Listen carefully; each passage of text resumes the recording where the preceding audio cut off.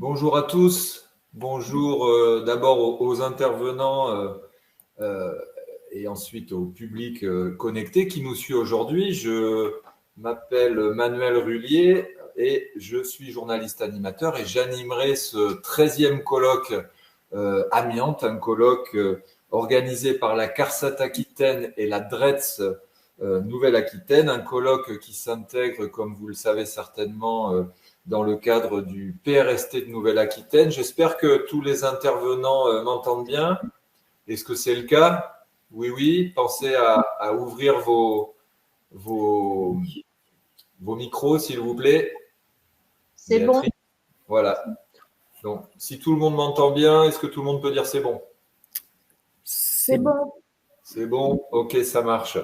Donc, je suis accompagné aujourd'hui par Cécile Clément-Farouk, qui est un petit peu notre spécialiste plateforme Webikeo. Et vous ne le voyez pas, mais Grégory Pernaut est en backstage pour modérer le chat des participants. Et c'est lui également, avec Cécile, qui sélectionnera toutes les questions que vous pourrez poser pendant cette session. Alors, je vous rappelle que ce colloque se déroule en 3 sessions d'1h30. Aujourd'hui, nous animons la première session, mais il y aura aussi celle du 18 mai et du 12 mai pardon, et celle du 17 mai. Alors, quelques points techniques incontournables avant de donner la parole au premier intervenant. Vous pouvez poser toutes les questions dans le chat à droite de votre écran. Nous y répondrons et nous vous enverrons également un document qui reprendra l'ensemble des questions et des réponses de ce webinaire. Donc, si on ne donne pas la réponse aujourd'hui, ne vous inquiétez pas, vous recevrez votre question et la réponse. Vous pouvez vous pourrez également télécharger nos supports après le webinaire. Alors, les supports, c'est quoi? C'est tout simplement tous les PDF des intervenants qui vont se succéder. Et enfin, une rediffusion de ce webinaire sera disponible à l'issue de la session, donc un replay Webikeo tout simplement. Mais vous pourrez aussi trouver cette session sur la page YouTube de la CARSAT Aquitaine.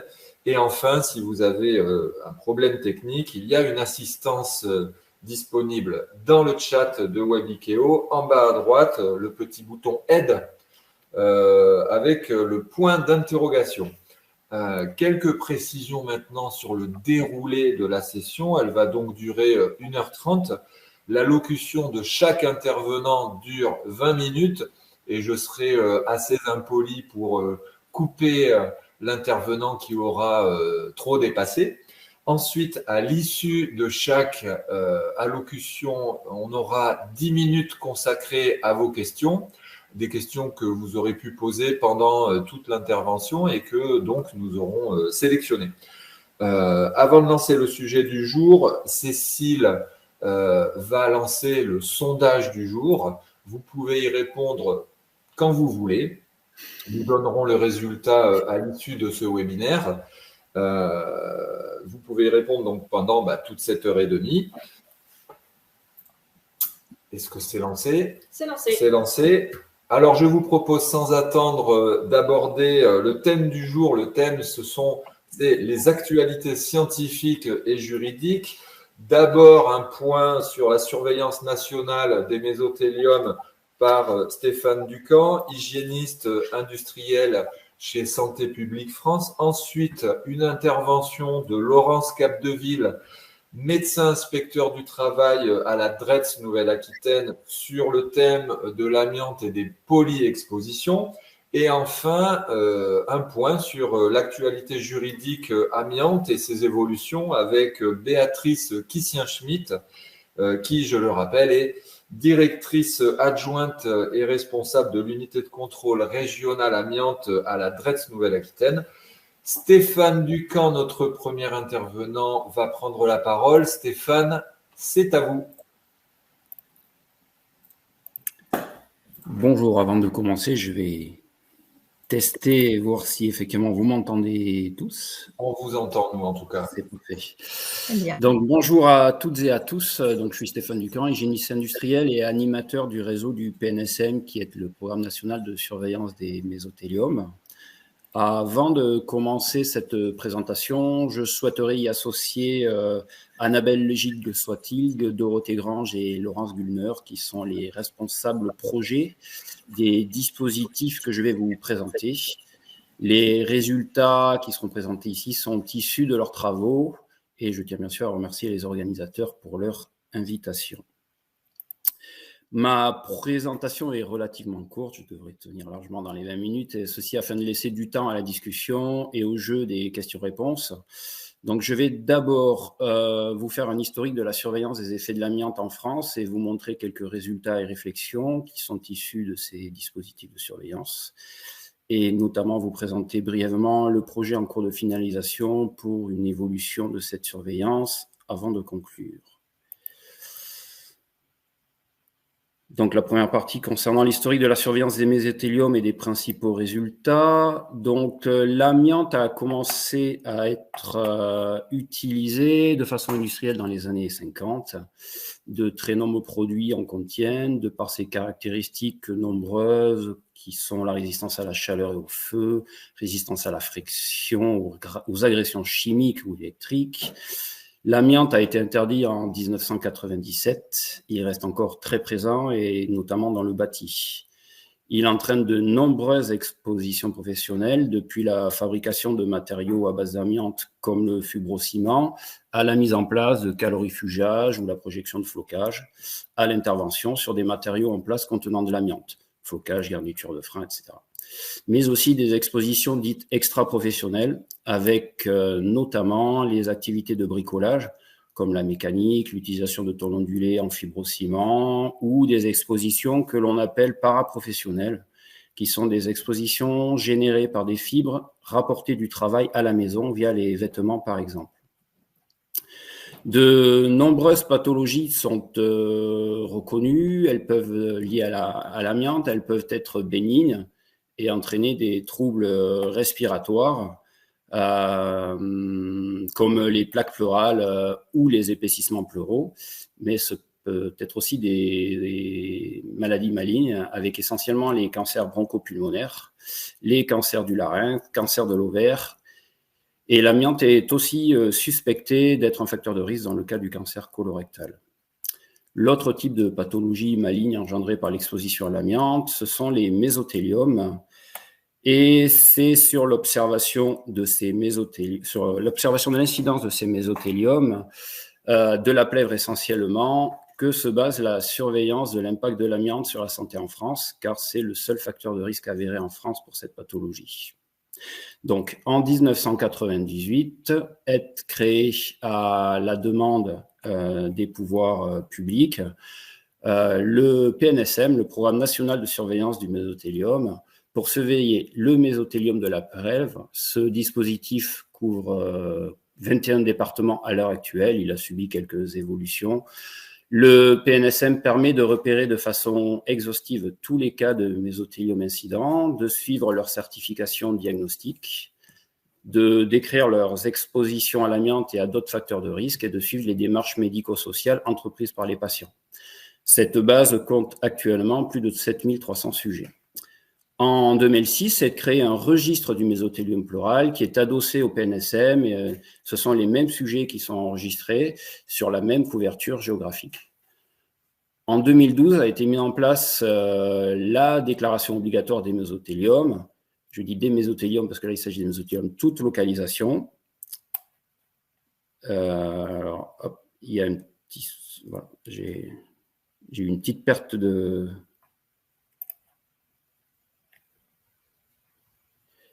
Est-ce que vous voyez toujours ma présentation? Très bien. D'accord. En 2012... Il y a un petit lag parfois qui peut survenir. D'accord, mais je vous avais perdu à l'écran, c'est pour ça. Donc voilà. Et donc oui, donc toutes les localisations de mésothélium autres que la plèvre, donc essentiellement le péritoine, le péricarde, la vaginale testiculaire. Ceci afin de renforcer la surveillance et notamment les expositions environnementales. Enfin, entre 2009 et 2011, se mettent en place les réseaux nationaux de référence pour le diagnostic et les soins, et est aussi créée la Mésobanque, qui est une banque de données clinico-biologiques. Donc, en 2015, comme vous pouvez le voir sur ce schéma, et sans rentrer dans le détail, la surveillance en France des mésothéliome est variée et complexe, avec les systèmes de surveillance épidémiologique, PNSM, déclaration obligatoire et Mésonat, les registres de cancers généraux en France qui enregistrent aussi bien sûr les mésothéliome, tout un pôle de recherche qui s'appuie sur les données de surveillance, et les réseaux nationaux de référence labellisés par l'INCa, avec Mésopat qui assure la prise en charge de la certification de diagnostic des mésothéliome, Mésoclin qui assure la prise en charge clinique de ces mésothéliome de la plèvre, les deux formant le réseau expert national NetMéso, et RENAP pour le réseau national de prise en charge des tumeurs rares du péritoine. Donc comme vous le voyez, c'est varié, c'est complexe, mais avec des besoins et des objectifs distants. Je vais vous présenter à partir de cette diapositive quelques résultats issus des données de surveillance. Donc, le bilan du PNSM de 1998 à 2017 montre une incidence du mésothéliome qui augmente avec des disparités géographiques. Pour les hommes, le nombre de cas annuels sur la dernière période était de 800, soit une augmentation de 3% depuis 1998. Le taux d'incidence varie de 1,6 à 3,5 pour 100 000 suivant la localisation géographique. Ici, on peut remarquer que les taux les plus élevés sont plutôt dans le nord et dans l'Île-de-France. Pour les femmes, voilà, le nombre de cas annuels est plus bas, il est autour de 310, mais l'augmentation est très forte sur la période d'observation puisqu'elle est de 50%, et là aussi avec un taux d'incidence qui varie de 0,6 à 1,4 pour 100 000.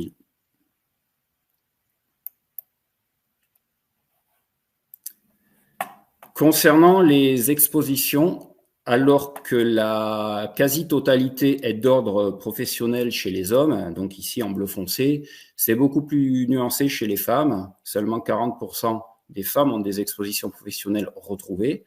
33% ont des expositions extra-professionnelles sans exposition professionnelle en parallèle. Et 27% des femmes, et pour 27% des femmes, nous ne retrouvons aucune trace d'exposition, alors qu'ils ne sont que 4% des hommes dans ce cas-là. Nous avons donc des expositions qui sont clairement moins bien connues et identifiées chez les femmes, et des expositions extra-professionnelles avec une part environnementale via les sites industriels notamment, qui sont mal connues. Si on zoome un petit peu chez les hommes, on remarque un glissement des expositions des métiers d'utilisation et de transformation de l'amiante vers des métiers d'intervention, et notamment dans le BTP. Alors que 65% des cas n'avaient jamais travaillé dans le BTP pour les cas déclarés en 1998, il n'était plus que 50% pour l'année 2016, et il est clair ici, vu les courbes représentées, qui sont maintenant devenus minoritaires. À noter que pour les hommes qui avaient travaillé au moins une fois, qui ont travaillé au moins une fois dans le BTP, il y a une exposition à l'amiante probable ou très probable pour 97% de ces cas, versus 78% si on n'a jamais travaillé dans le BTP, et 30% n'ont été exposés que dans ce secteur. Notez aussi que 84% des cas exerçant dans le BTP après 1997 ont eu une exposition à l'amiante recensée. On peut donc dire que la problématique des expositions professionnelles se déplace clairement des métiers d'utilisation et de transformation de l'amiante vers les métiers d'intervention sur des matériaux contenant de l'amiante.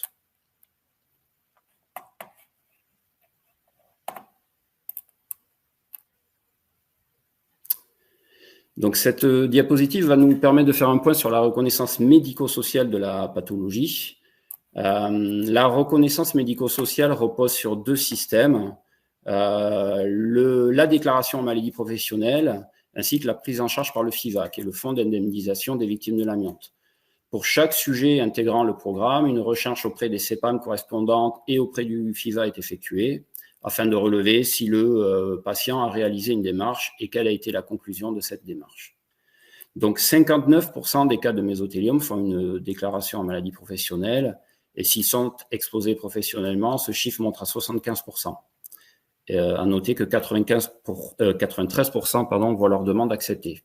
Ces mêmes exposés ne sont que 58% à faire une demande auprès du FIVA, s'ils sont du régime général, et seulement 43% s'ils sont d'autres régimes. Ces derniers devraient être bien plus nombreux, car ils n'ont par ailleurs pas de possibilité de faire une déclaration en maladie professionnelle pour la majorité des autres régimes.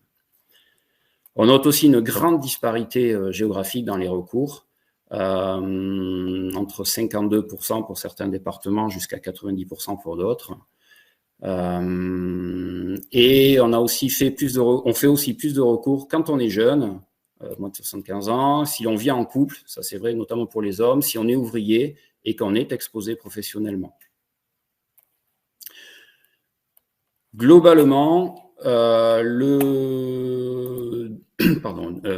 globalement, le recours au dispositif est largement un petit temps de latence, voilà, est largement sous-utilisé.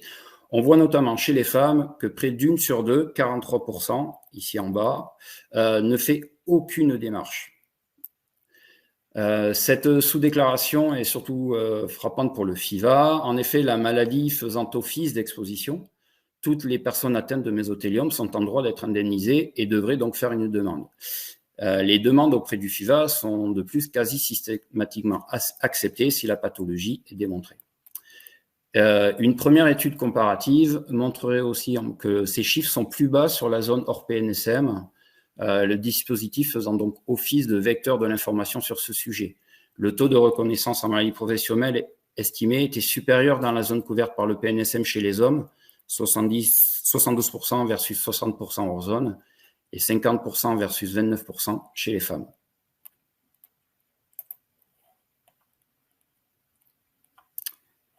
Donc, un point maintenant sur la déclaration obligatoire des mésothéliome. Il y a en moyenne 650 déclarations par an entre 2012 et 2018. La majorité de ces déclarations concernent évidemment la plèvre, pour près de 89%, et 8% le péritoine. Les autres localisations restent très marginales.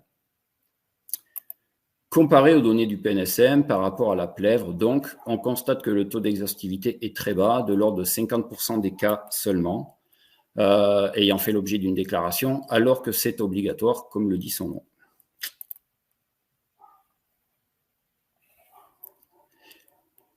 La déclaration obligatoire a néanmoins permis de réaliser une étude exploratoire sur les expositions environnementales sur les cas sans exposition professionnelle retrouvée.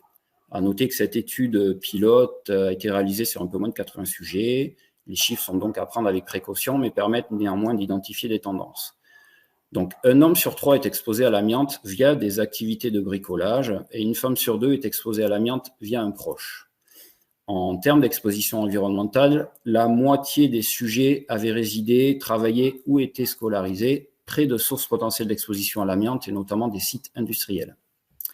Une personne sur 5 a été exposée aux laines minérales, laine de verre ou laine de roche, essentiellement des hommes via les activités de bricolage. Finalement, on retrouve dans notre panel une exposition non professionnelle aux fibres, quelle qu'elle soit, chez 90% des sujets. Et pour finir, un sujet sur 10 a été exposé à des radiations ionisantes, que ce soit d'un point de vue professionnel ou lors de procédés médicaux. Stéphane, il vous reste un petit peu plus de 5 minutes. Oui. Suite à cette étude, il semble donc utile de poursuivre l'investigation des expositions non professionnelles aux fibres au rayonnement ionisant, en améliorant notamment l'évaluation de l'exposition environnementale, mettre en place des études plus larges en prenant en compte différentes localisations de mésothéliome, poursuivre le déploiement des enquêtes d'exposition, mener des recherches sur les autres facteurs de risque potentiels et mieux connaître l'exposition via le bâti des lieux de vie qui sont peu ou pas évalués actuellement. On va faire maintenant un point rapide sur l'évolution de la surveillance avec la mise en place du DNSM. Un groupe d'experts a été réuni en 2014 par Santé publique France. Il était chargé de faire un état des lieux de la surveillance en France, d'établir de nouveaux objectifs pour les années à venir sur les sujets des indicateurs à fournir. sur les expositions professionnelles et environnementales et sur le processus de reconnaissance médico-sociale. Suite à ça, il devait bien sûr établir des recommandations pour structurer et faire fonctionner un nouveau dispositif au niveau national. Donc, l'ensemble de ces recommandations est disponible dans le rapport qui a été publié en mai 2017 et que vous trouverez facilement sur le net. S'il faut retenir quelque chose, c'est qu'il faut moderniser et adapter le dispositif aux nouveaux enjeux. Le DNSM, dispositif national de surveillance des mésothéliums, devrait donc disposer d'une couverture nationale, comme la déclaration obligatoire, et contrairement au PNSM, suivre l'ensemble des mésothéliums pour développer les connaissances des mésothéliums hors plèvre et avoir une couverture nationale des expositions afin d'optimiser ce repérage, notamment chez les femmes, et développer une méthodologie pour mieux comprendre les expositions environnementales. À ces fins, nous avons lancé la construction d'un outil dédié, un système d'information qui pourra intégrer toutes les données relatives à tous ces aspects. Cet outil sera partagé entre tous les acteurs qui contribuent au DNSM et il pourra permettre de transmettre, sous demande motivée, des données aux partenaires réalisant des recherches sur le sujet. Donc, pour conclure, l'exposition à l'amiante est un problème important de santé publique, santé au travail et santé environnementale pour encore plusieurs décennies. Les différentes expositions à l'amiante demeurent un sujet complexe pour la mise en place de la prévention. Nos travaux ont d'ailleurs été présentés à différents acteurs de cette prévention en mai 2019, l'OPP-BTP, l'INRS, la CNAM, la PST-BTP, la MSA, et nous espérons pouvoir travailler de concert dans les années à venir, une fois notre dispositif lancé sur de bons rails. Le PNSM a permis depuis 20 ans d'objectiver les risques de mésothéliome pour cibler la prévention amiante et de montrer le recours encore insuffisant au dispositif d'indemnisation, mais un impact positif de l'information. Le DNSM, intégrant le PNSM et l'ADO, débutera en 2022 afin d'étendre la surveillance au niveau national en la simplifiant et en renforçant les interactions avec les partenaires afin d'augmenter la visibilité du système, l'adapter aux enjeux actuels de surveillance, donc essentiellement les mésothéliums hors plèvre et l'exposition environnementale, et notamment chez les femmes, augmenter sa performance pour les politiques publiques, que ce soit les plans nationaux ou régionaux, et enfin développer la recherche par l'ouverture de ce dispositif aux acteurs de recherche. Voilà, je vous remercie de votre attention et je m'en remets à vos éventuelles questions.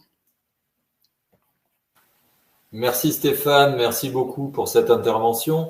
Alors, effectivement, nous avons des questions en régie qui nous sont remontées. Peut-être une première question assez intéressante sur les médecins généralistes. Est-ce que les médecins généralistes sont bien informés du recours possible auprès du FIVA? Le FIVA, c'est le fonds d'indemnisation pour les victimes de l'amiante. Alors, quand on voit les résultats de déclaration au FIVA, on a un doute sur le fait qu'effectivement, les médecins généralistes, mais même l'ensemble des autres médecins, soient vraiment au courant de ces démarches. On a des retours même sur des médecins qui disent je pense pas que vous ayez été exposé à l'amiante, donc ça ne sert à rien de faire une démarche auprès du FIVA. Voilà, donc rien que cette règle de base est en fausse. Voilà, il y a un problème d'information des médecins généralistes mais des médecins en général. Alors, qui serait chargé de mieux communiquer auprès des médecins? Alors là, on espère pouvoir réaliser ça. Alors, on est en train de travailler avec le FIVA justement sur des outils de communication. Nous, dans le dispositif, les chargés d'études relaient l'information auprès des médecins, puisqu'ils sont censés contacter les médecins avant de contacter les patients. Donc, par ce biais-là, on essaie de faire déjà une première information. Le FIVA distribue des plaquettes et explique quelles sont les démarches à suivre. Mais c'est un travail de longue haleine et il est effectivement nécessaire parce que le taux de déclaration au FIVA est relativement trop bas, effectivement. Très bien, merci. Une seconde question de quelqu'un qui nous demande si hors mésothélium, en dehors donc des mésothéliums, la notion de cancer de l'œsophage lié à l'amiante. Est-ce qu'il y a une… Non, la question c'est hors mésothélium. Avez-vous la notion de cancer de l'œsophage lié à l'amiante? 2 cas ont été identifiés, nous dit cette personne, pour des salariés exposés sur site officiellement reconnus amiantés.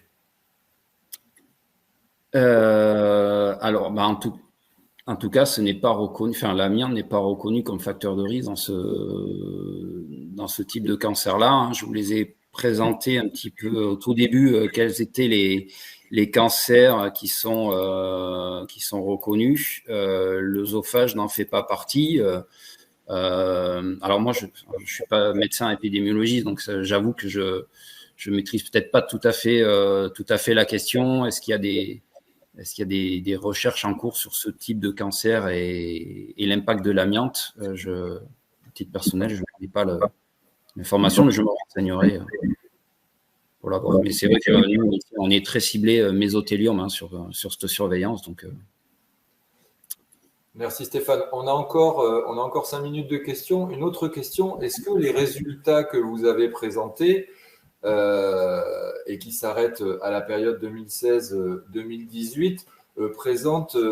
est-ce que vous avez des résultats qui seraient des résultats d'années plus récentes que celles présentées, là, 2016-2018? Oui, alors en fait, si on s'est arrêté à cette période-là, bon, plusieurs raisons. Déjà, là, il faut à peu près 2 ans pour stabiliser un sujet dans l'étude entre son signalement, le diagnostic, enfin la certification diagnostique, le résultat d'expertise sur les expositions. Et donc, on s'est arrêté 2016-2018 et derrière, on a commencé à mettre à mettre en place le DNSM. Ça nous prend énormément de temps. Et en fait, sur l'enregistrement des cas, leur certification diagnostique, l'expertise des expositions continue. C'est fait en routine, mais pour le moment, on n'a pas le temps de travailler sur la mise à disposition de nouveaux résultats. On aura toute la matière pour le faire dès que le DNSM, je touche du bois, se lance dans la deuxième partie de l'année. On pourra reprendre l'ensemble des données qui ont été enregistrées depuis 2018 pour donner de nouveaux résultats, voir si les évolutions sont les mêmes, si on voit apparaître de nouvelles choses, etc. Les données continuent à être enregistrées de façon exhaustive. C'est juste un problème de temps et de priorité parce que ce DNSM est excessivement long à mettre en place, complexe. Parce que comme vous avez pu le voir, il y a tellement de partenaires et de données qui arrivent de plusieurs sources que c'est compliqué. Alors, très bien. Une autre question, est-ce que les maladies professionnelles amiantes sont en baisse et est-ce que cette baisse est pérenne? Alors là, je suis désolé, je n'ai pas la réponse. Je ferai une réponse, je me renseignerai auprès de notre partenaire qui travaille plus spécifiquement sur ça et j'apporterai une réponse écrite par retour. Mais là, je ne l'ai pas. Après, j'ai mis un doute sur le fait qu'elle soit en baisse puisqu'on voit quand même que les expositions se maintiennent. Donc, bon, je ne vois pas pourquoi elle serait en baisse. Alors, est-ce que c'est les maladies ou c'est les déclarations de maladies auprès de la sécurité? La question portait sur les maladies professionnelles, D'accord. Pas les déclarations. Une autre question, est-ce qu'un salarié ayant travaillé en travaux publics est systématiquement considéré comme exposé à l'amiante, quel que soit son poste? Dans le cas d'une démarche de déclaration en maladie professionnelle? Oui. Je ne pense. Ah non, non. La sécurité sociale fait une enquête d'exposition pour vérifier qu'il y a bien une exposition. Contrairement au FIVA, qui se base juste sur le certificat médical qui atteste de la pathologie, la sécurité sociale fait une enquête d'exposition, en fait, pour vérifier qu'il y a bien eu exposition à l'amiante. Très bien. Merci Stéphane. Alors, le temps imparti pour les questions est terminé. Il y y a un petit retour de son là. Bon, c'est pas très grave. Je disais que le temps imparti pour les questions est terminé. On a eu beaucoup de questions. Les réponses à ces questions vous seront envoyées sans problème. On l'a dit, on l'a promis, on s'y tiendra. Puisque les questions sont terminées, je vais donner maintenant la parole à notre second intervenant, Laurence Capdeville, qui présente ici un travail collectif mené avec le professeur Brochard, avec le docteur Blanchemin, mais aussi avec Cécile Clément-Faroud, qui est à ma droite, et Pierre Lambert de la CARSAT Aquitaine, travaille sur les risques de l'amiante et des polyexpositions sur la santé, en lien surtout avec les CMR. Alors, employeurs, soyez attentifs parce que je pense que cet exposé peut répondre à beaucoup de vos questions. Et puis, vous aussi, vous pourrez éventuellement poser des questions pendant l'intervention. Sachez qu'on est un petit peu plus de 200 à être connectés en ce moment. Vous êtes un petit peu plus de 200 à être connectés avec a priori une bonne part de médecins du travail, mais ça, on le verra tout à l'heure dans le sondage. Laurence, c'est à vous. Merci beaucoup. Vous m'entendez? On vous entend très bien. Nous, ici, on vous entend très bien. Alors d'abord, je vous remercie de m'avoir invité. Et puis, je remercie beaucoup le professeur Brochard, Jean-François Blanchemin, Cécile Clément-Faroud et Pierre Lambert de la CARSAT pour avoir réfléchi sur ce problème qui est fréquent, mais qui finalement est peu étudié. En tout cas, on a essayé de mettre à jour nos connaissances ensemble et on va essayer de vous présenter, bon, en 20 minutes, ça va être vraiment, on va déflorer le sujet, mais on va essayer de vous faire un petit tour d'horizon de ce qu'on peut attendre de l'amiante et des autres expositions. Alors, qu'est-ce qu'une polyexposition? Ce sont des expositions simultanées, c'est-à-dire le travailleur est à son poste de travail exposé à plusieurs polluants, soit successives, c'est-à-dire à différentes périodes de son activité professionnelle, à des nuisances multiples, et ceci tout au long de sa carrière. Alors, ça peut être des expositions chimiques, biologiques, physiques, comme le bruit, les vibrations, les rayonnements, et par différentes voies, respiratoires, digestives ou cutanées. Et ceci dans un contexte d'activité physique qui peut être intense. Et vous verrez tout à l'heure, je vous montrerai que cette activité peut avoir une influence sur l'exposition et sur des facteurs de risque organisationnels et psychosociaux. Alors, quelques modèles sont connus. Substances chimiques et bruit. Il y a des substances chimiques qui donnent des lésions de l'oreille interne ainsi que le bruit.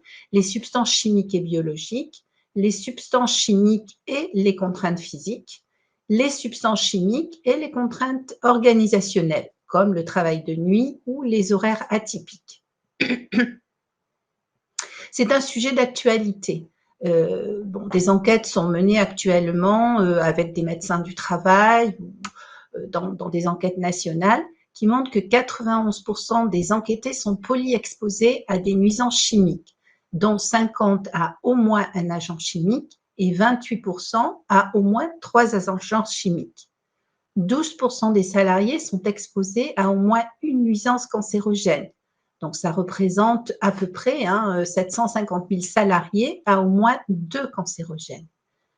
Au niveau du plan santé-travail 3, l'ANSES, Santé publique et l'ADARES ont fait un état des lieux des actions menées par les principaux acteurs sur la question des polyexpositions. Des travaux sont menés par l'ANSES sur les polyexpositions, pesticides, HAP, hydrocarbures aromatiques polycycliques. Santé publique France aussi met à disposition, à des projets, projet MATCHEME, ce sont des matrices emploi-exposition, et puis des multi-expositions des travailleurs agricoles. Le réseau RNV3P, qui est le réseau de consultation de pathologies professionnelles, a mis en évidence que la moitié des pathologies en relation avec le travail sont associées à 2 expositions ou plus. Et puis, l'INRS fait des travaux sur les polyexpositions et propose des outils capables de prendre en compte ces expositions multiples.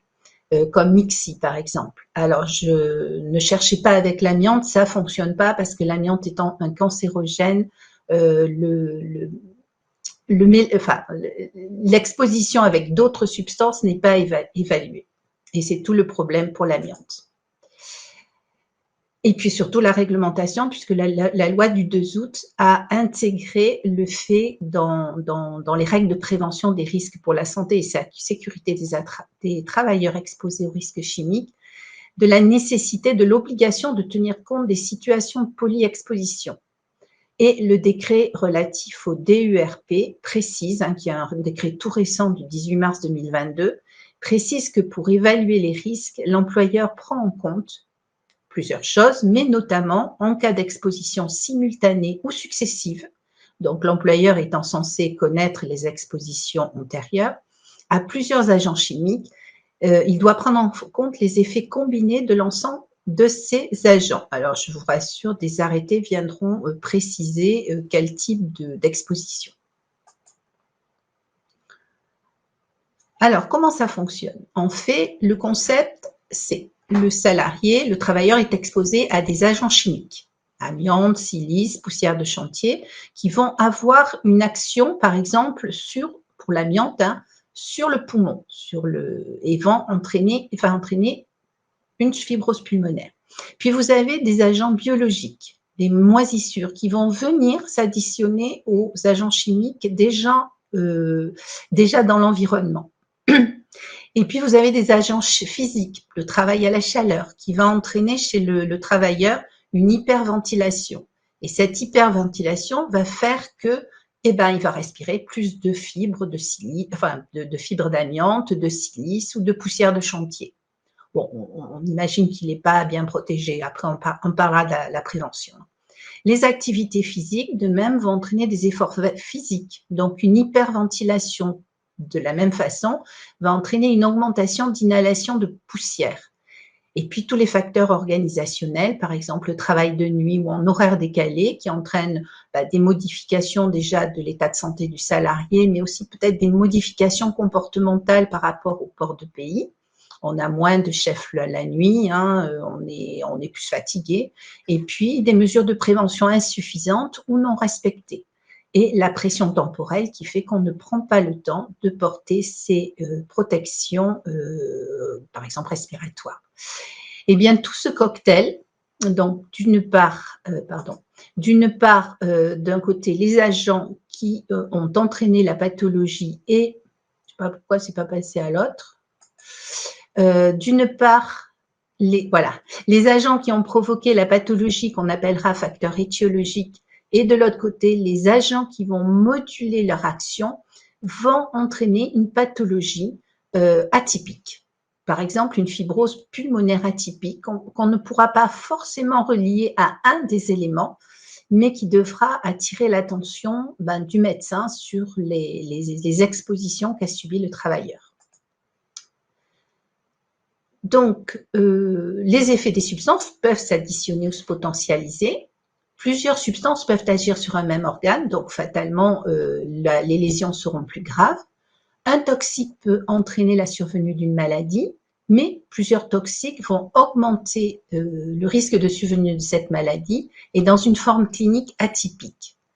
La polyexposition, comme je vous ai dit en préambule, n'implique pas nécessairement une exposition simultanée à plusieurs substances, mais ça peut être différé.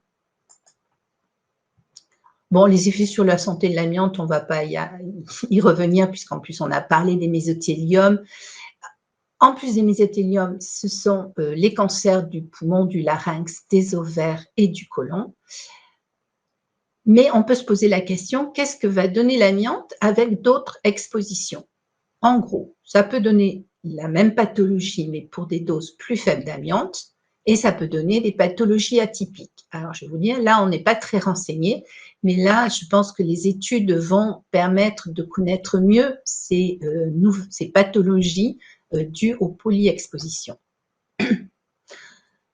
Alors, je vais vous expliquer comment ça peut se passer. Donc, les expositions simultanées. Vous avez deux polluants dans votre environnement de travail. Donc, le polluant A et le polluant B vont être actifs sur le même organe, Par exemple, l'amiante et la silice vont être à l'origine tous les deux de cancers bronchopulmonaires. Le polluant B active le mécanisme physiologique favorisant l'action du polluant A, par exemple l'amiante et les fibres de verre qui favorisent la rétention de l'amiante. Le polluant B est actif sur des organes différents du polluant A. Par exemple, l'amiante est responsable d'asbestose, fibrose du poumon, et les poussières de chantier, eux, vont avoir une action sur les bronches, donnant la bronchite pulmonaire chronique obstructive, ce qui va potentialiser l'action, par exemple, de l'amiante et aboutir à une insuffisance ventilatoire mixte, donc atypique.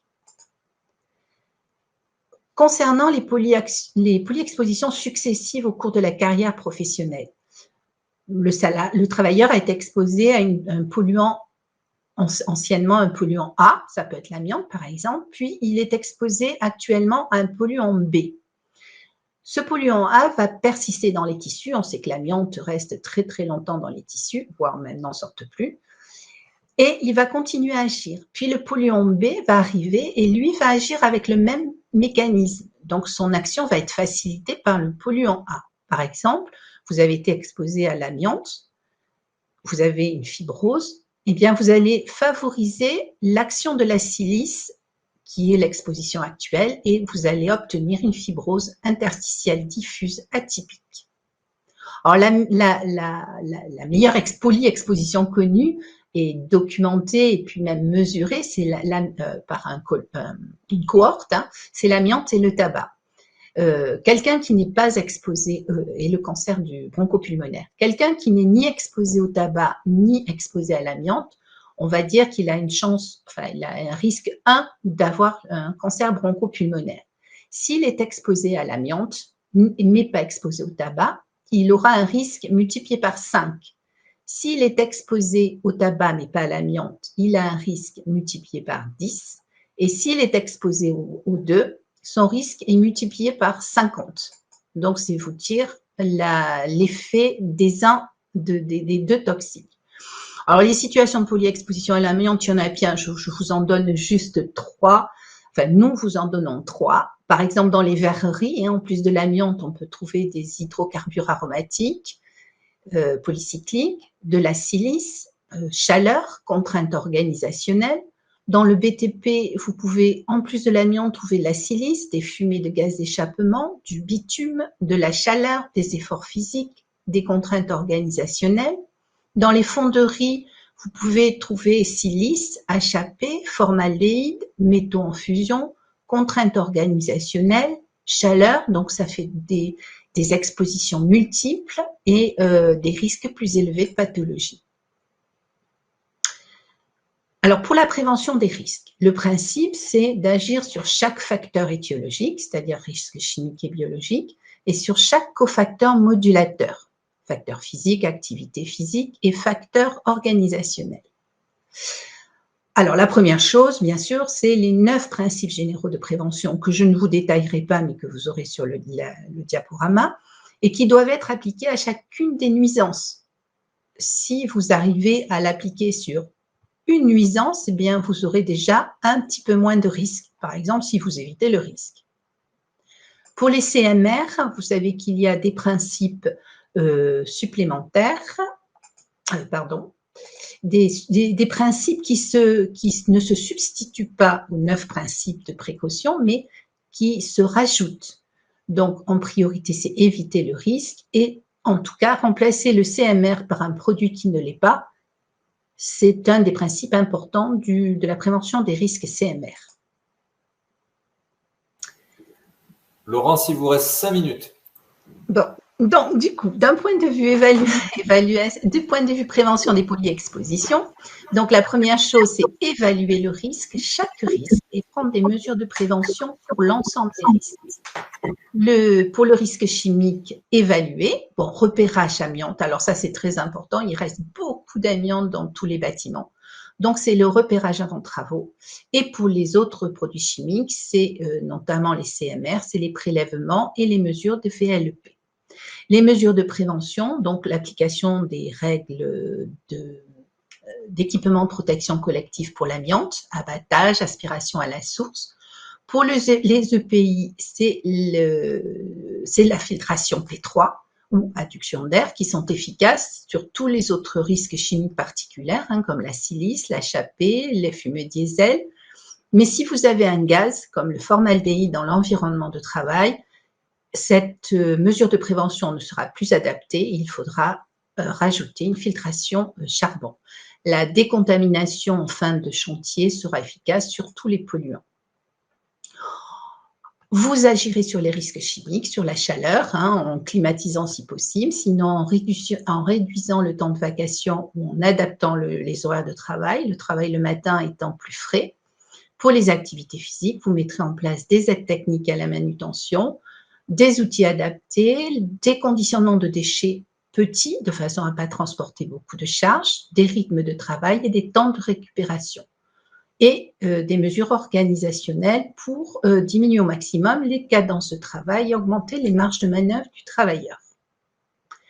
En termes de suivi médical, donc la chose la plus importante, c'est évaluer les expositions passées et actuelles. Alors, vous vous appuyez sur tous les documents à votre disposition, mais le curriculum laboris fait partie des choses indispensables à faire parce que rarement on trouve dans les dossiers médicaux en santé au travail ou dans les attestations d'exposition qui ont disparu, vous savez, depuis 2012, les déclarations de l'employeur, on ne retrouve pas tous les éléments. Donc, vous mettrez en place le suivi pendant la période d'exposition en vous appuyant sur ces polyexpositions passées et actuelles. En suivi post-exposition, c'est-à-dire si le salarié a changé d'entreprise, tenez compte des expositions passées et continuez le suivi même s'il y a un changement d'employeur. Et pour la visite de fin de carrière et suivi post-professionnel, si le dossier a été bien tenu tout au long de la carrière, il n'y a aucun problème, vous aurez toutes les expositions. Sinon, vous devrez faire le travail de fourmi pour récupérer les données d'exposition du salarié. En termes de réparation de maladies professionnelles, aucun tableau aujourd'hui ne prend en compte la polyexposition.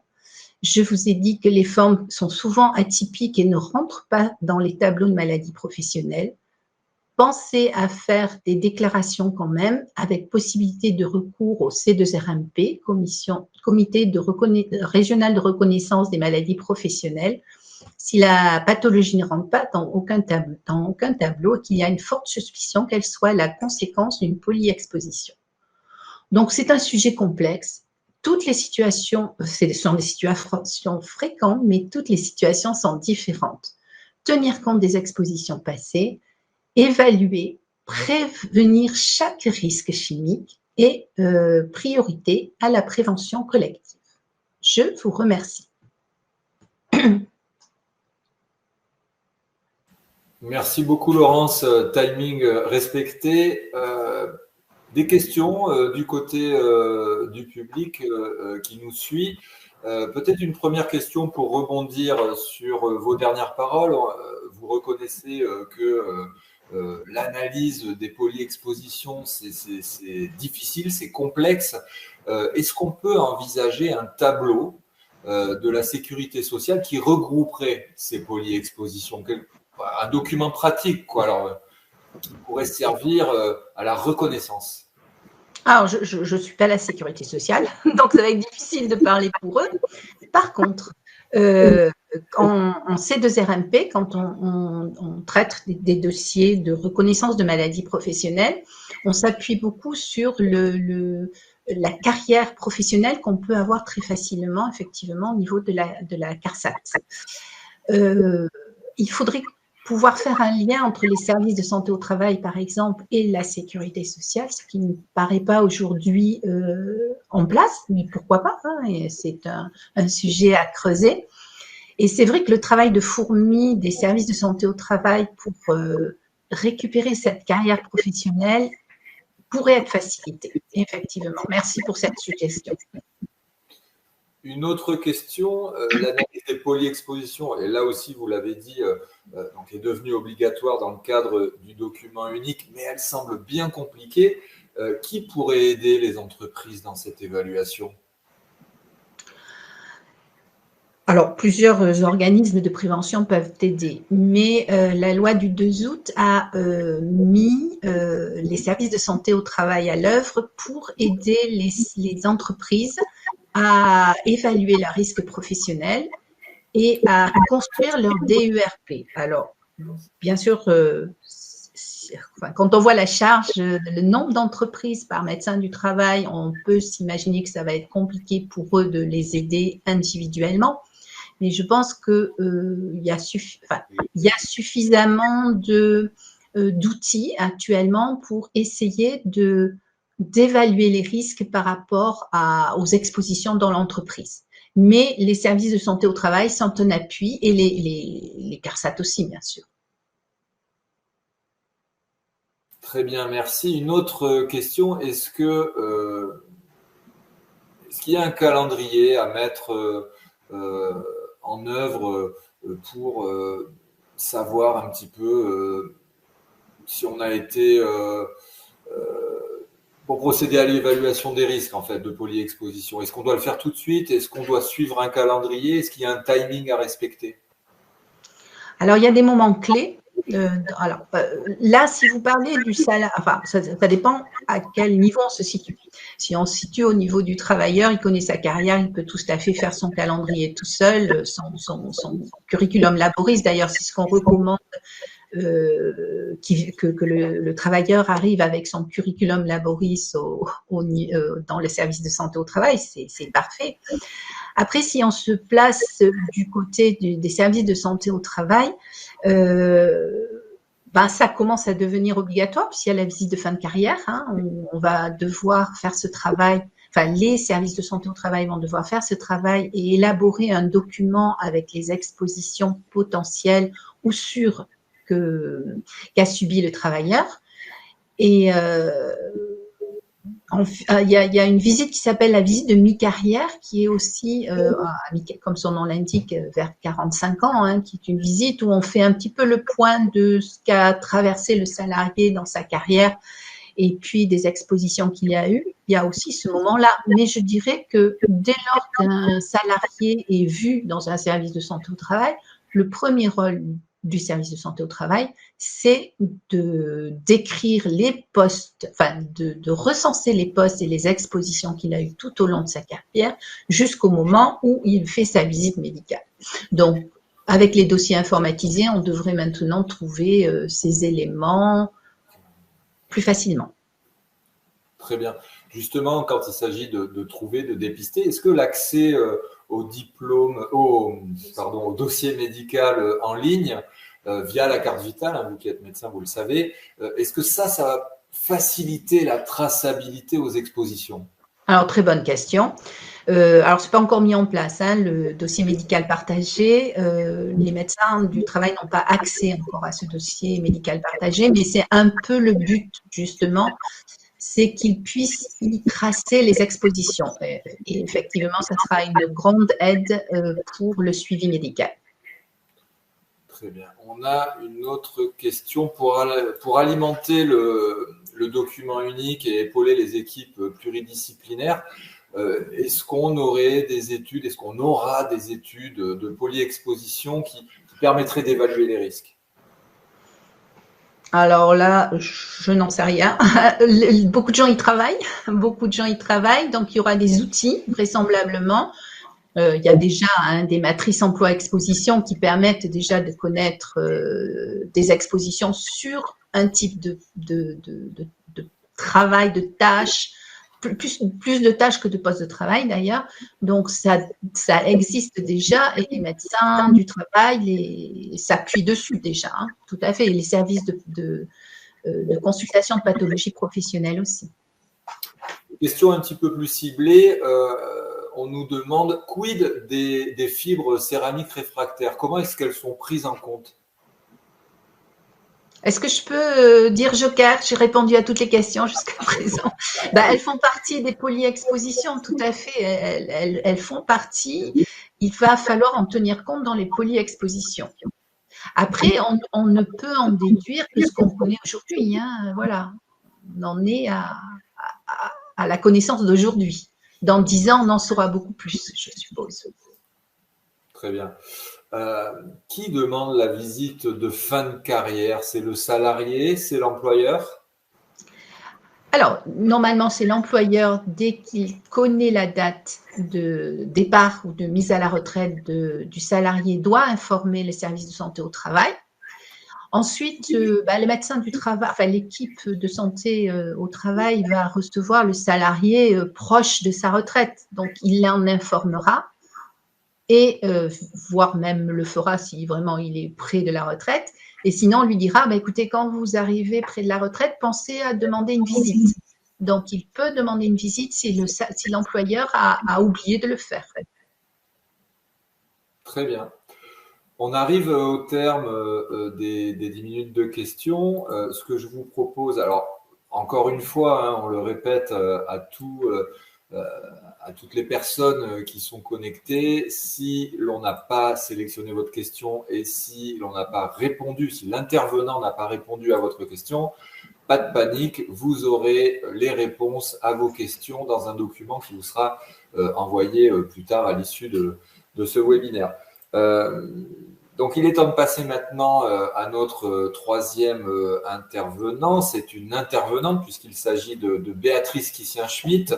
Et Béatrice, vous allez faire le point sur l'actualité juridique de l'amiante parce que figurez-vous que c'est un domaine en constante évolution. Béatrice, dites-nous tout.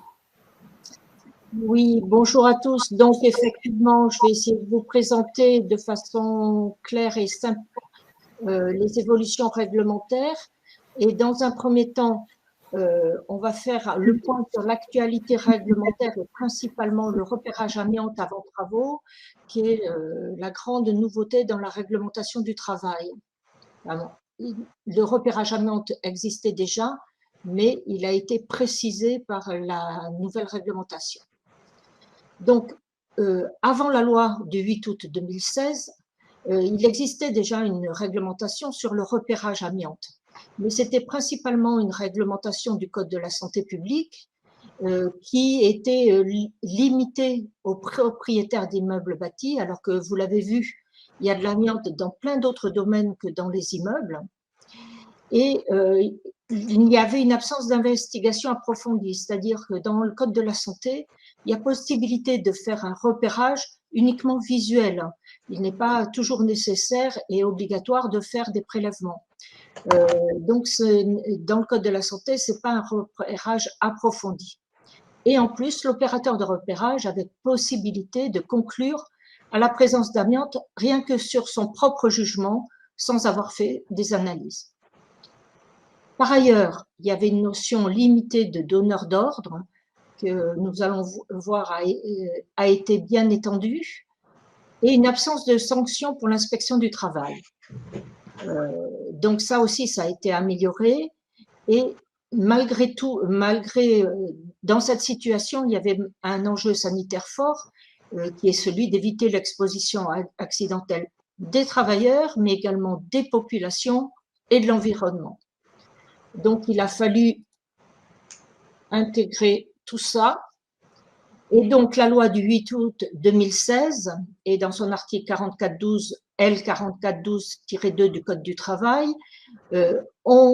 sont devenus obligatoires pour tout ce qui a été construit ou fabriqué. Donc, on ne parle plus uniquement que de la construction, mais également de tout ce qui a été fabriqué avant le 1er janvier 1997 et concerné par le repérage amiante avant travaux, et préalablement à tous travaux sur des matériaux susceptibles de contenir de l'amiante. Donc là, dans toutes les situations, qu'on soit en situation de désamiantage, de travaux de désamiantage, ou dans des situations de petite maintenance ou petits travaux sur des matériaux contenant de l'amiante, dans tous les cas, il faudra faire un repérage amiante avant travaux. Donc, cette obligation de repérage est demandée aux donneurs d'ordre. Donc, définition dans l'article L4412-2 du Code du travail, donc définition très, très élargie. Donc, les donneurs d'ordre, sont concernés, comme les maîtres d'ouvrage, comme les propriétaires des bâtiments. Et ça doit être transmis, donc ce rapport de repérage avant travaux doit être transmis à toutes les entreprises avant le début des travaux, ce qui est logique.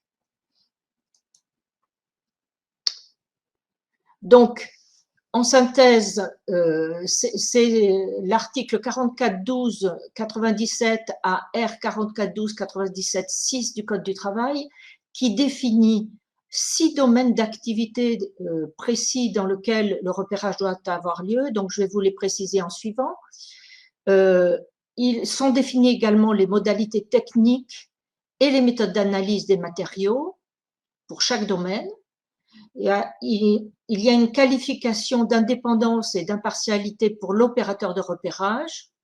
Des exceptions à ce repérage existent de façon très précise, c'est-à-dire on peut s'exonérer de ce repérage avant travaux, mais que dans quelques cas précis sur lesquels on pourra éventuellement revenir.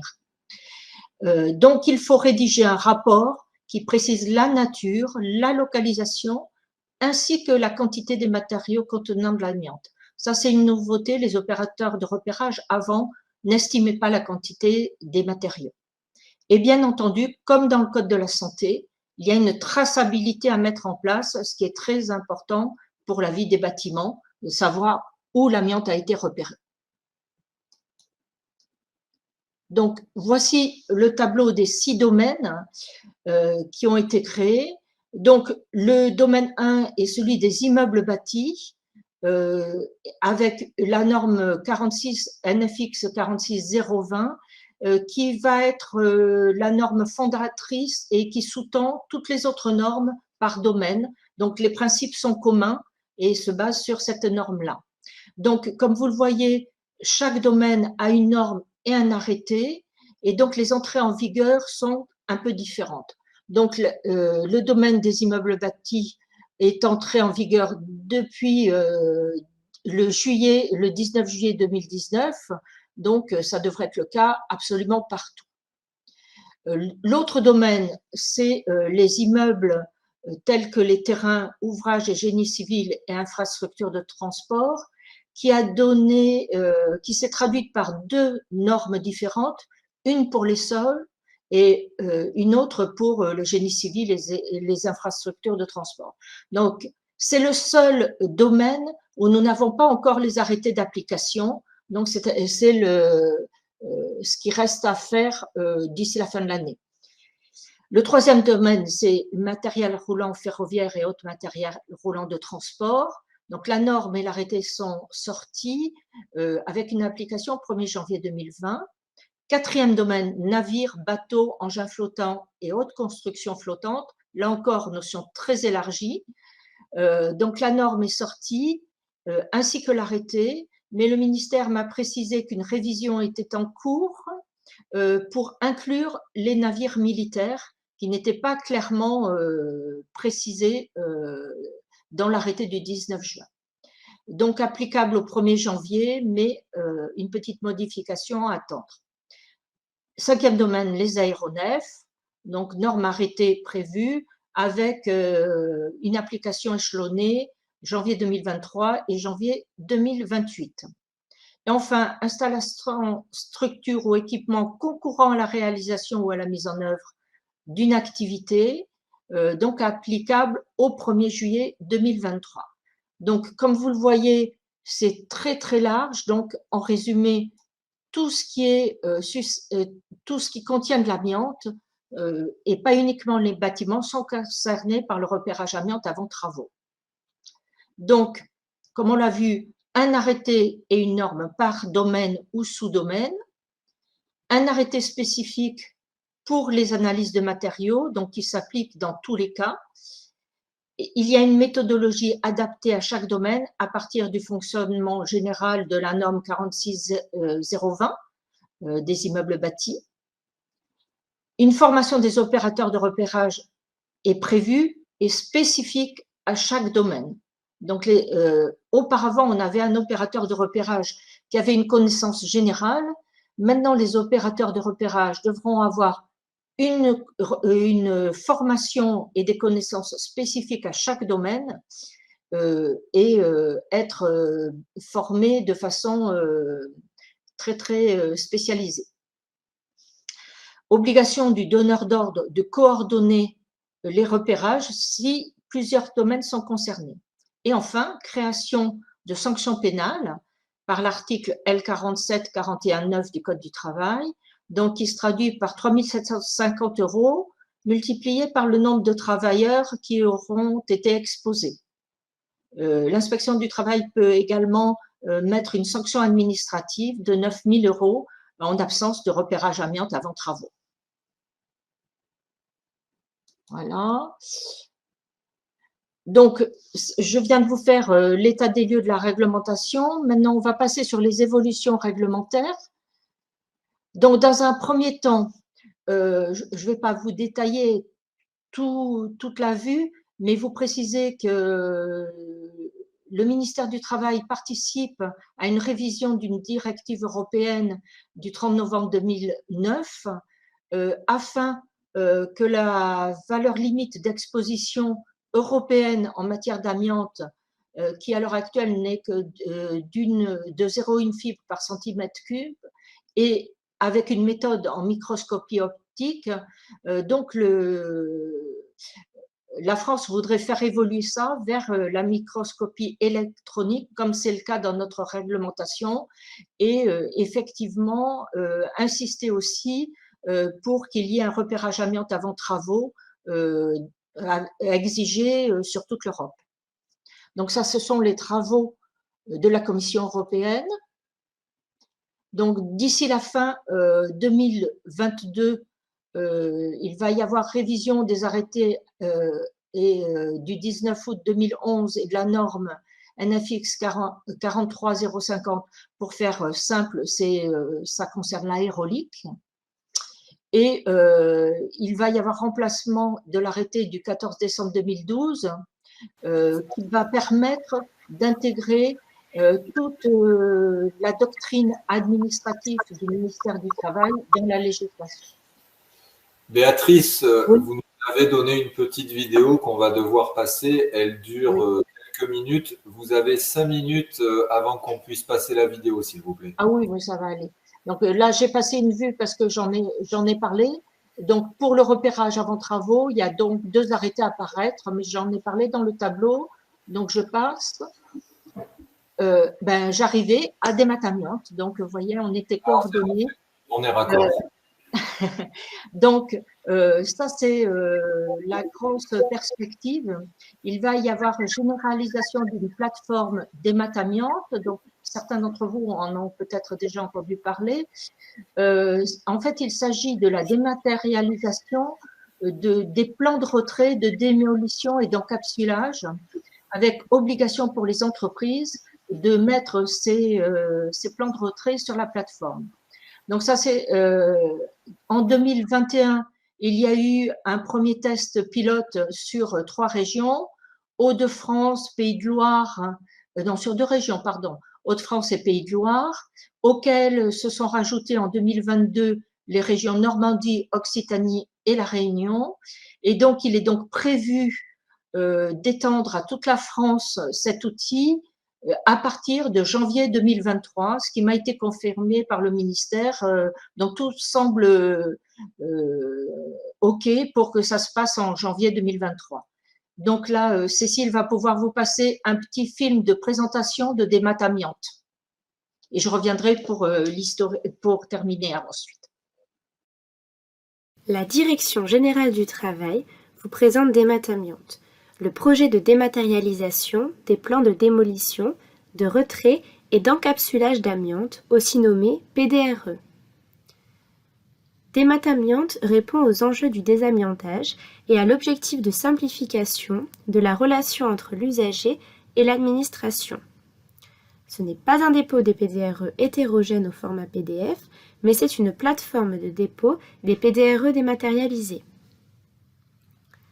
Dématamiante a pour objectif de faciliter l'élaboration des PDRE grâce à l'aide à la saisie pour les entreprises, ainsi que leur lecture par les agents de contrôle et les autres destinataires réglementaires. de simplifier leur transmission et leur réception par les services compétents grâce à la transmission en un clic, de sécuriser la transmission par une preuve de dépôt dans le respect des délais réglementaires et la réception des PDRE par le service compétent grâce au zonage du lieu de l'opération. Et enfin, d'exploiter les données pour assurer le suivi du désamiantage sur le territoire national durant les 40 prochaines années. L'analyse des données permettra de construire des outils de diagnostic et d'aide au pilotage pour orienter la prévention et améliorer la reconnaissance médico-sociale par la surveillance épidémiologique des effets de l'amiante sur la santé de la population française, améliorer le suivi des opérations de désamiantage, adapter l'action des services de l'inspection du travail et du système qualité des entreprises, évaluer les besoins d'évolution de la réglementation.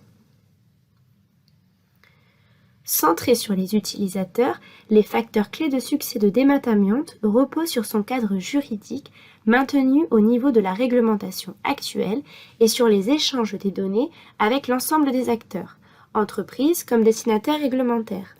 De plus, la sécurisation juridique est assurée par les accusés de transmission du dépôt des PDRE accessibles à tous et est favorisée par l'aide à la saisie des PDRE en accord avec les 18 points réglementaires énoncés à l'article R 4412-133 du Code du travail.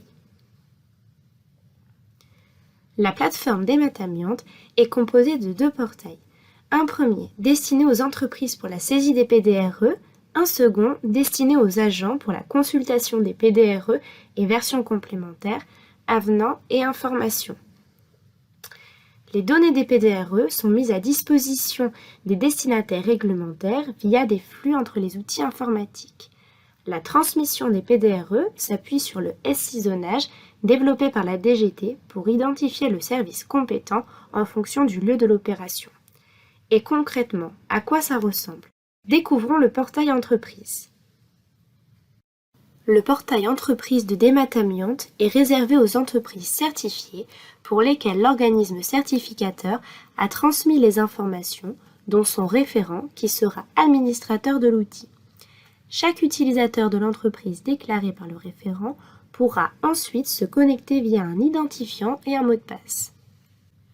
Grâce au menu, l'utilisateur peut naviguer entre l'accueil, la gestion des paramètres de son entreprise et la recherche avancée de PDRE. Depuis l'accueil, l'utilisateur peut créer un PDRE ou une version complémentaire, telle qu'un avenant ou une information en fonction des éléments à mettre à jour. Sur la même page, l'utilisateur retrouve aussi ses listes de PDRE. La première liste contient tous les PDRE en cours de rédaction pour l'entreprise. La deuxième liste contient tous les PDRE déjà transmis. La troisième liste contient l'intégralité des PDRE de l'entreprise, qu'ils soient en cours de rédaction, de transmission ou transmis. Dans ces listes, pour chaque PDRE, l'utilisateur retrouve un raccourci pour accéder directement à la fiche de synthèse. Cette fiche permet en un coup d'œil d'avoir les informations essentielles pour une relecture rapide de l'opération concernée. Un indicateur de l'état de complétude réglementaire du PDRE au vu des 18 points réglementaires de l'article R 4412-133 du Code du travail. Un raccourci pour accéder aux détails du PDRE. Et pour finir, tout en haut de la page, l'utilisateur peut personnaliser les couleurs des pages du portail avec un thème sombre. Pour plus d'informations, consultez la page Actualité du site du ministère du Travail. Donc, Démat-Amiante, je pourrais répondre à vos questions si vous avez quelques questions sur ce sujet-là. Mais donc, c'est l'obligation pour toutes les entreprises certifiées amiante, donc en sous-section 3, de déposer leur plan de retrait. Pour le moment, ça ne concerne que la sous-section 3. Hein. Donc, il n'est pas envisagé pour le moment que les modes opératoires soient déposés sur cette plateforme. Donc, il s'agit de mettre absolument tous les documents et toutes les annexes du plan de retrait. Voilà. Donc, autre perspective, en 2023, le ministère du Travail a l'intention de réviser le décret qui fonde toute notre réglementation actuelle, qui est le décret du 4 mai 2012, en exploitant d'une part les études de l'INRS et de l'IRSN, principalement concernant les appareils de protection respiratoire et les tenues étanches et hommes ventilés. Donc, il y a des études en situation qui sont réalisées à l'heure actuelle, et donc en fonction des résultats, il pourrait y avoir des évolutions réglementaires. Les données de la base COLA et des essais intercomparaison des laboratoires seront également pris en compte. Donc, pour rappel, la base COLA, c'est une base sur laquelle tous les laboratoires ont obligation de verser leurs résultats sur les prélèvements d'atmosphère qui sont réalisés sur les chantiers d'amiante. Et cette base est contrôlée par l'INRS. Donc, les données des synthèses sont réalisées chaque année et ces données serviront au ministère du Travail pour adapter la législation. Le rapport de la campagne Carto, qui est plus sur la sous-section 4, c'est-à-dire sur les petites interventions, sera également pris en compte.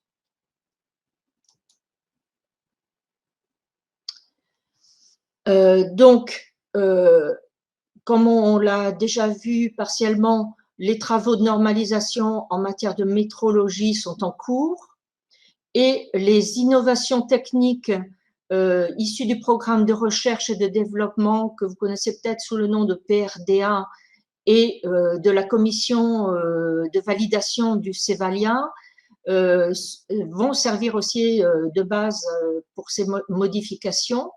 On peut citer par exemple l'expérimentation actuelle relative à une procédure alternative de décontamination à l'eau lors des opérations très spécifiques comportant un risque d'exposition combiné à l'eau et au rayonnement ionisant.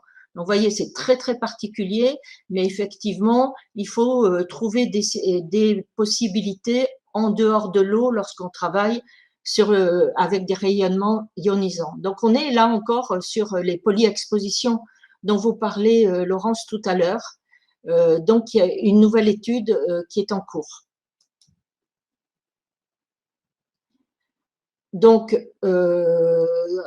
révision des normes liées à la certification des entreprises. Donc, les deux normes sont citées là, je passe, hein, c'est lié à la certification des entreprises.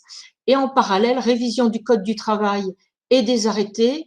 Donc là, les articles qui sont cités, en fait, reprennent absolument toute la législation amiante.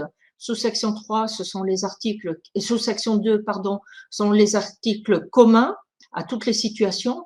Et sous section 3, donc c'est le désamiantage. Et sous section 4, les petits travaux sur amiante.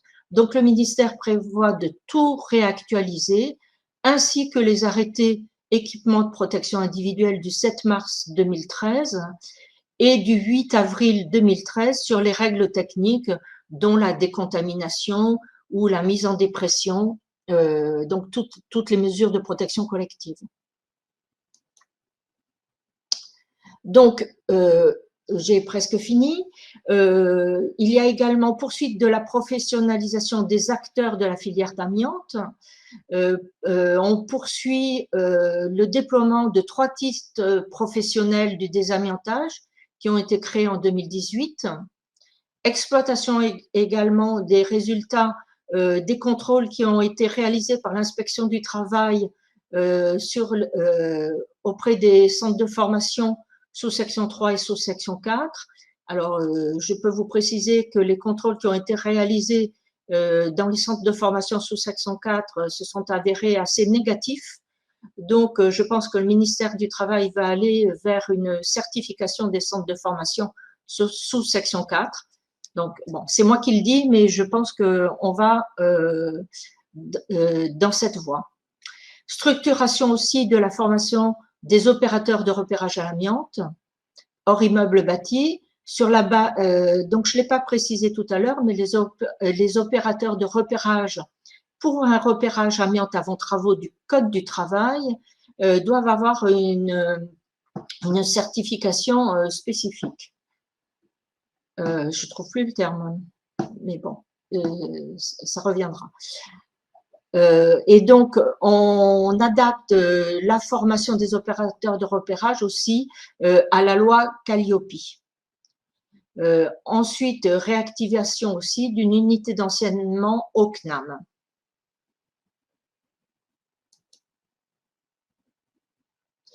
Et donc, révision des derniers arrêtés, des arrêtés formation aussi, on va revoir les arrêtés formation et la révision des certifications des entreprises. J'en ai déjà parlé un petit peu. Et voilà le tour. Donc, comme vous avez pu le voir, beaucoup d'évolutions réglementaires qui sont programmées. Et maintenant, je vais essayer de répondre à vos questions. Merci beaucoup, Béatrice. Et effectivement, beaucoup de questions autour de ce sujet. Une première question, est-ce que les inspections du travail contrôlent les appels d'offres publics pour vérifier la présence du repérage amiante et la conformité du repérage amiante? Alors, l'inspection du travail contrôle les repérages amiante, mais pas automatiquement dès l'appel d'offres. Nous n'avons pas les informations obligatoires. La transmission de cette information n'est pas prévue dans les textes. Donc, nous avons l'information sur les repérages. Donc, on s'en inquiète dès qu'il y a une déclaration d'ouverture de chantier, par exemple. Bien sûr, dès qu'on reçoit un plan de retrait, auquel et pour les modes opératoires également, puisque les repérages doivent être obligatoirement joints.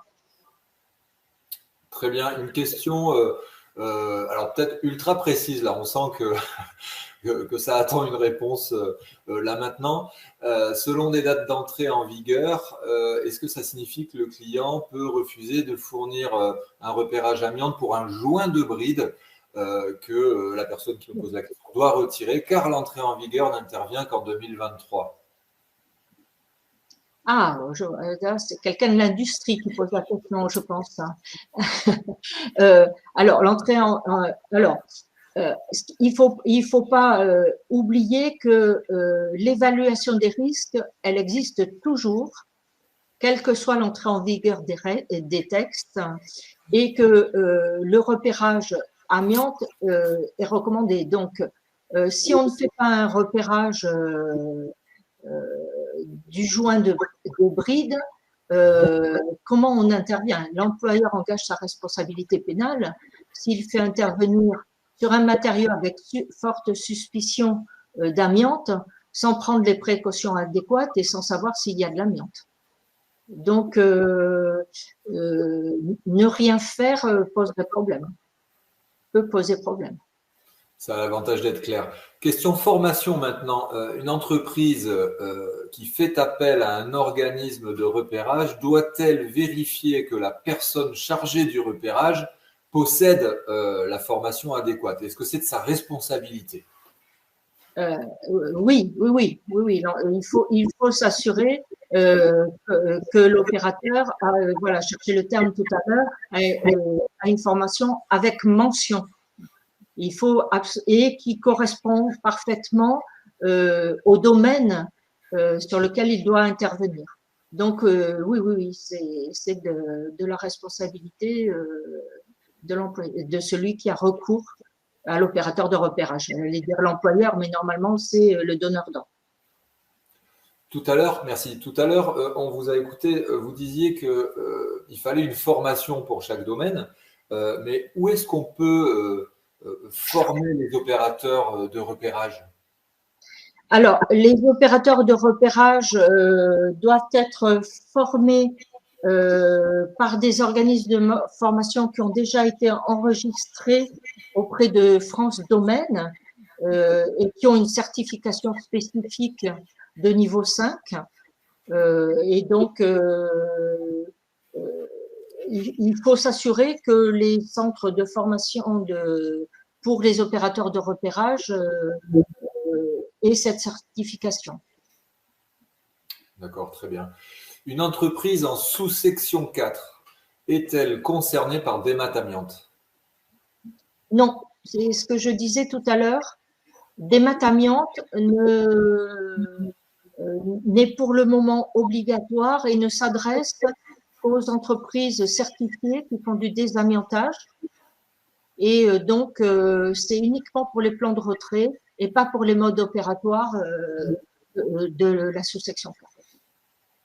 Très bien. C'est pas envisagé pour le moment. D'accord. Une question qui est aussi une remarque sur Desmat Amiante. Comment les maîtres d'œuvre et les assistants à maîtrise d'ouvrage peuvent-ils viser le plan de retrait? Parce qu'actuellement, ça semble impossible. Oui, et j'ai posé la question au ministère pour le moment, parce que derrière, il y a eu un arrêté qui a cadré les choses sur Desmat Amiante, donc ce n'est pas prévu. Ok, très bien. L'accès des services de santé au travail à Desmat Amiante, là aussi une question. Il n'y a plus besoin de transmission pour information ou est-ce que ça va continuer? Alors, Desmat Amiante, dans le petit film, il était précisé que Desmat Amiante est accessible donc à l'inspection du travail et à ses partenaires, aux partenaires du ministère du Travail, donc la CARSAT est partenaire, mais les services de santé ne sont pas considérés comme partenaires et ne sont pas inclus dans cet accès. D'accord. Est-ce qu'il est prévu une révision sur le seuil d'empoussièrement du Code de la santé publique? Alors, il n'y a pas de représentant là, du ministère de la Santé, je pense, mais pas que je sache à l'heure actuelle. Il y a eu des études, il me semble que c'était l'INRS qui proposait une réduction, mais pour le moment, je ne pense pas que ce soit pris en compte. On va bientôt terminer les questions. On en prend encore deux. Est-ce que nous demande un intervenant, une intervenante, est-ce que je dois réaliser un repérage amiante si on a déjà la preuve que dans le DTA, dans ce DTA, si on a déjà la preuve que le matériau contient de l'amiante? Non, ça fait partie. Alors, je suis passée rapidement dessus tout à l'heure, mais la législation prévoit des cas d'exemption, des cas d'aménagement et des dispenses. Donc, ce qui est évoqué, c'est une dispense, c'est-à-dire lorsqu'on a un document qui précise bien qu'il y a de la présence ou absence d'amiante, ça peut se substituer au repérage amiante avant travaux, à condition que ça ait été fait dans les conditions adéquates, que ce soit un véritable repérage. Très bien. Une dernière question et on va clore le webinaire. Quel recours ont les entreprises de travaux si le donneur d'ordre lui-même refuse de réaliser un rapport avant travaux ou si celui-ci est de mauvaise qualité, par exemple? Alors, quel recours? Ils doivent absolument justifier qu'ils se sont adressés au donneur d'ordre. Donc, à minima, c'est de faire un écrit au donneur d'ordre en lui rappelant son obligation.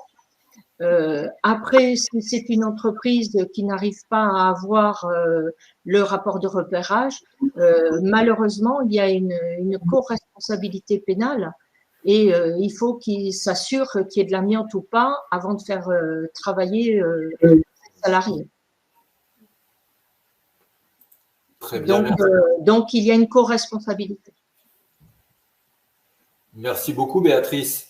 On arrive maintenant au terme de ce webinaire. On vous l'avait promis en début de session en lançant le sondage. On va et on a, ça y est, les résultats du sondage qui avait été lancé pour avoir un petit peu le profil de la salle virtuelle. Qui est là aujourd'hui? Qui nous a suivis? Vous avez été à un moment donné, si mes souvenirs sont bons, un petit peu plus de 200 à suivre ce rendez-vous. Alors, si on ventile un peu, hein, vous voyez vous aussi les résultats. On a essentiellement des préventeurs institutionnels, c'est-à-dire la médecine du travail, qui semble assez logique avec le sujet que nous avions à traiter, des préventeurs en entreprise aussi. Alors ces deux profils représentent à eux seuls la moitié de la salle. On a ensuite des maîtres d'ouvrage, des entreprises aussi, des entreprises de désamiantage, et puis ensuite une entreprise de seconde œuvre, un opérateur de repérage. Voilà, ça c'était pour faire le petit tour de salle et savoir qui vous étiez. Eh bien, merci à tous, merci à toutes ces personnes qui nous ont suivis d'avoir posé des questions, d'avoir suivi les intervenants. Avant de rendre l'antenne, puisque c'est l'expression consacrée même sur Internet, je vais laisser le mot de la fin à Béatrice à nouveau, qui veut nous dire quelque chose. Béatrice. Oui, merci, Monsieur Rullier. Je voulais juste vous dire un petit mot, puisque ce colloque est ma dernière participation, étant donné que je pars bientôt à la retraite. Et je voulais surtout remercier chaleureusement les intervenants qui sont beaucoup investis. Et je voulais tout particulièrement remercier la CARSAT Aquitaine, co-organisatrice depuis des années et avec qui j'ai beaucoup apprécié de travailler. Vous avez tous connu François Dubernet qui est peut-être là quelque part, et maintenant Cécile Clément-Faroud qui est toujours aussi efficace et active comme vous avez pu le voir. Donc merci beaucoup. Et l'OPP-BTP que vous allez voir participer dans les autres webinaires a toujours été également très présente et je les en remercie, avec Jean-Louis Ferrière en son temps et maintenant Olivier Piron. Et c'est donc grâce à ce collectif de qualité que vous avez pu avoir ces colloques et qu'ils sont plébiscités avec maintenant beaucoup de participants. Donc, encore une fois, merci à tout le monde pour tous ces bons moments. Et puis, donc, rendez-vous le 12 mai pour le prochain webinaire. Voilà, merci à tous et bonne fin de journée. Merci beaucoup, Béatrice. On a envie de vous souhaiter bonne retraite, évidemment. Je m'associe à vos remerciements, parce que je remercie moi aussi Cécile, qui, alors on ne voit peut-être pas qu'elle est super active comme ça, Cécile, parce que mais je peux vous garantir que c'est pas facile d'être aux platines. Faut avoir l'œil partout.